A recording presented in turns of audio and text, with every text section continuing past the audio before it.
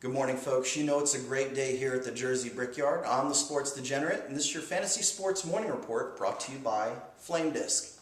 Flame Disc is a great way to cook. Slip the disc in the bottom of the grill, light it on fire, and you can cook in just 5 minutes. Don't take my word for it. Log on to flamedisc.com. They'll send you one for free. You can find out for yourself. Now, folks, it's time for me to let you in on baseball's little secret. That's the fact that the 2012 All-Star Game is going to be held in Kansas City. Now, to say this is a well-guarded secret would be like a BP spokesperson talking about the Gulf saying there's just nothing to see here. Sea League is going to open Kauffman Stadium an hour early to make his special and secret presentation. Now, we won't be so coy with the fantasy projections for today.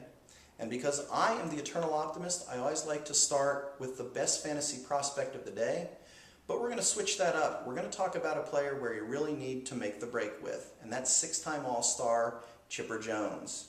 Chipper Jones is not happy with his own performance. He's talked to the Braves yesterday, and he's actually thinking and talking about leaving baseball. He says he's actually been considering it for a while now. He's batting just .228 with 22 ribbies, and you'd be better off making some room on your fantasy roster and bringing somebody else in. Now let's talk a little bit of good news, and that's Reds third baseman Scott Rowland. It's good news if you have him, bad news if you're facing him, because this guy has just been crushing it during the month of June. With the exception of June 10th, he's hit in every single game. He even got a hit last night, and that was against the Los Angeles Dodgers, who just punished the Reds.